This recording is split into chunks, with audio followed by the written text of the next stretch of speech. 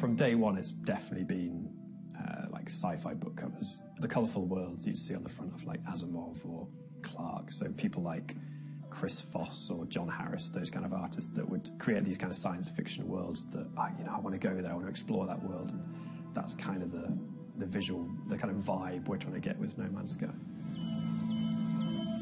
For the inspiration for the creatures is mostly just from like real life, like I have a huge Pinterest board just full of creatures from, the world, glowing things and tendrils and we kind of find different ways of using those on different creatures.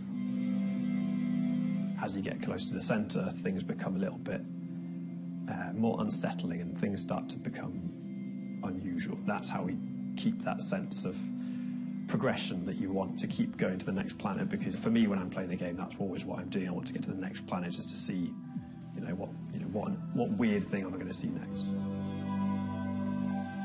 The sci-fi of the 60s and 70s, something like Chris Foss, right? His ships are always what I would call bloated. They're sort of illogical when you look at them. They could never have landed because they've got these round bottoms and stuff like that. We actually have to make it work. So we're trying to take these ideas and these crazy, vibrant colors, and we're trying to make it into something that's real, that you could actually walk around, that would be good for like gameplay purposes. I think that's the No Man's Sky style. It's kind of artistic and, it looks a little bit painterly, but you can hopefully feel like it's a real place. There's some sense of reality and scale that makes sense. When the guys, because originally there were 4 of the guys, kind of putting together the very base structure of the game, when they started talking about creating a procedural game, it's pretty much the first time that I'd heard that word used so frequently, It's the first time I've done any procedural art. You get much more value for the individual parts you make. You're not making a part and then that's it. That part gets used on loads of different creatures or ships and stuff.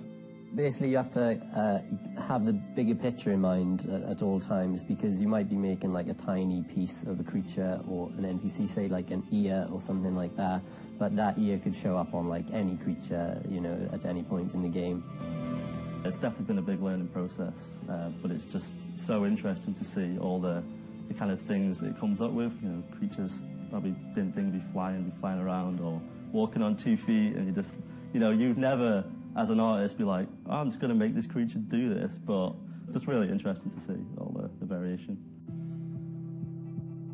It's very easy to create a system that produces thousands of different looking objects or different looking trees and things, but to actually create a system that produces thousands of interesting looking objects, things that you actually, as an artist, you might build them by hand, that's where the system becomes really difficult. So we have a really complex kind of colour theory system, so they all obey rules like leaves having complementary colours compared to the grass and things like that. And the same goes for kind of silhouettes. So if a planet's very hot, we'll have things like everything kind of becomes a little bit more dried out, you'll get more sharp shapes. A planet has a personality, that's kind of what we're going for. The creature's appearance is directly tied into the creatures, how they act and how they move around the world. So a large creature will, move slower, and its animation is more lumbering, as well as a predator. If a predator creature, you'll know it's a predator creature because it has more spikes, tougher skin, bigger teeth and things like that.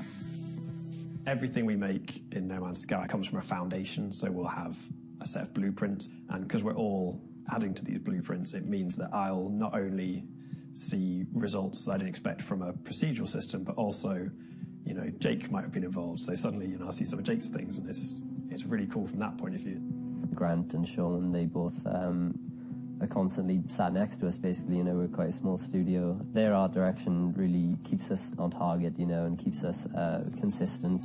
It's quite nice. They give us the freedom to kind of make things ourselves, but if there's something they know they want in a particular way, it's nice to just be able to hassle them and say, is this what you want? And, it's a lot of back and forth like that.